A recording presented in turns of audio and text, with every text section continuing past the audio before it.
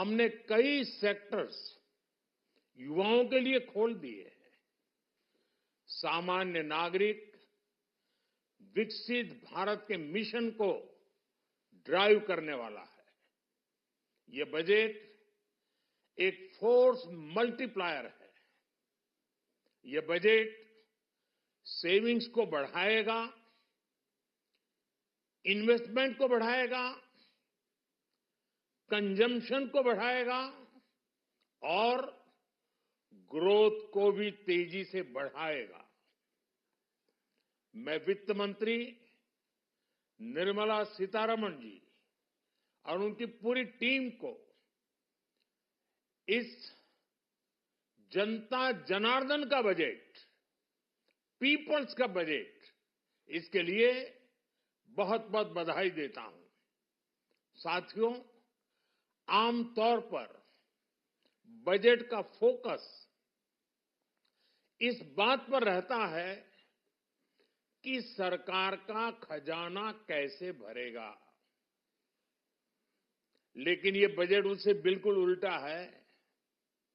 लेकिन ये बजट देश के नागरिकों की जेब कैसे भरेगी, देश के नागरिकों की बचत कैसे बढ़ेगी और देश के नागरिक विकास के भागीदार कैसे बनेंगे, ये बजट इसकी एक बहुत मजबूत नींव रखता है।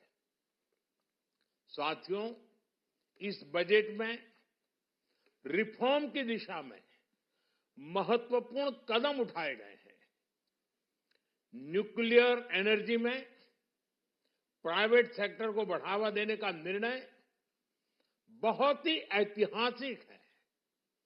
ये आने वाले समय में सिविल न्यूक्लियर एनर्जी का बड़ा योगदान देश के विकास में सुनिश्चित करेगा।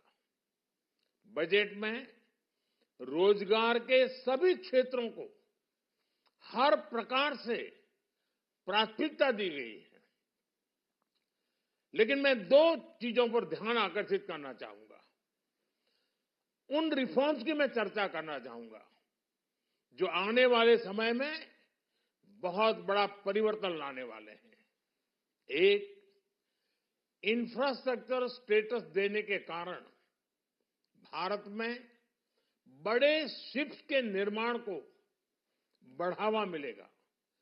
आत्मनिर्भर भारत अभियान को गति मिलेगी और हम सब जानते हैं कि शिप बिल्डिंग ये सर्वाधिक रोजगार देने वाला क्षेत्र है। उसी प्रकार से देश में टूरिज्म के लिए बहुत संभावना है। महत्वपूर्ण 50 टूरिस्ट डेस्टिनेशन,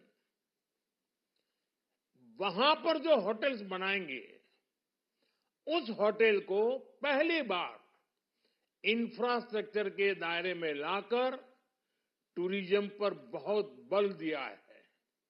इससे हॉस्पिटैलिटी सेक्टर को, जो रोजगार का बहुत बड़ा क्षेत्र है, और टूरिज्म जो रोजगार का सबसे बड़ा क्षेत्र है, एक प्रकार से चारों तरफ रोजगार के अवसर पैदा करने वाला एक क्षेत्र को ऊर्जा देने वाला काम करेगा।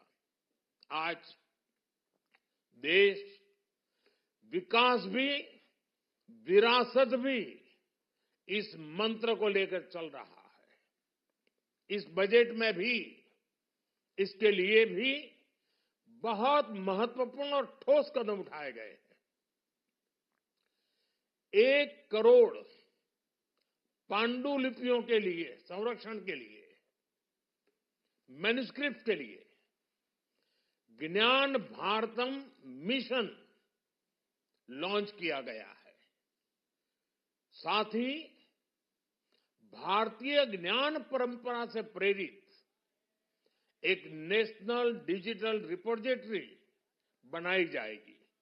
यानी टेक्नोलॉजी का भरपूर उपयोग किया जाएगा और हमारा जो परंपरागत ज्ञान है उसमें से अमृत निचोड़ने का भी काम होगा।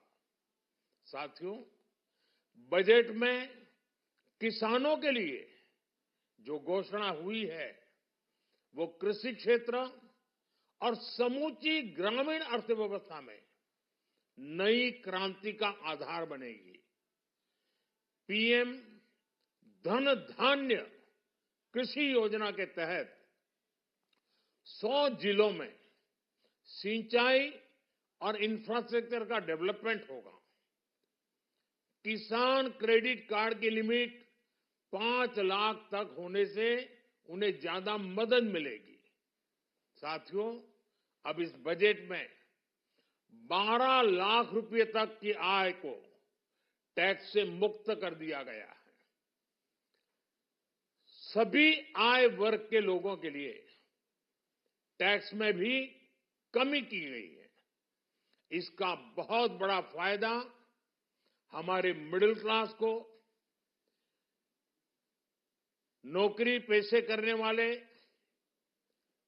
जिनकी आय बंधी हुई है, ऐसे लोगों को, मिडिल क्लास को इससे बहुत बड़ा लाभ होने वाला है।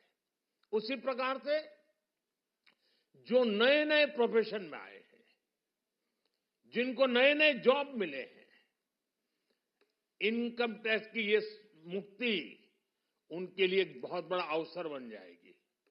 साथियों, इस बजट में मैन्युफैक्चरिंग पर 360 डिग्री फोकस है, ताकि एंटरप्रेन्योर्स को, एमएसएमईज को, छोटे उद्यमियों को मजबूती मिले और नई जॉब पैदा हो।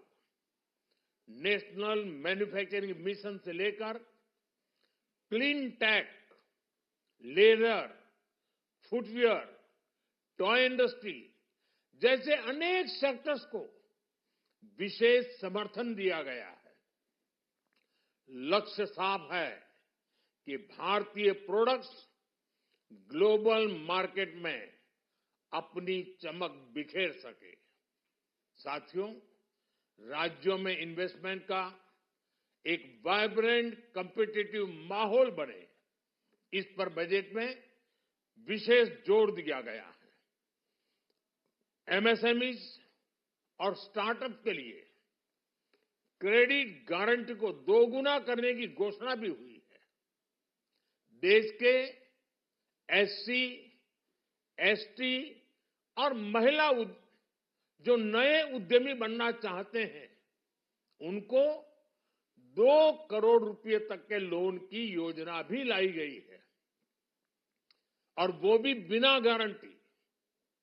इस बजट में न्यू एज इकोनॉमी को ध्यान में रखते हुए गीग वर्कर्स के लिए बहुत बड़ी घोषणा की गई है। पहली बार गीग वर्कर्स का ई श्रम पोर्टल पर रजिस्ट्रेशन किया जाएगा।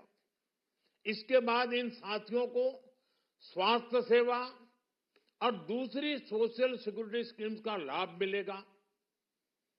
ये डिग्निटी ऑफ लेबर, इसके प्रति, श्रम एव जयते के प्रति सरकार के कमिटमेंट को दर्शाता है।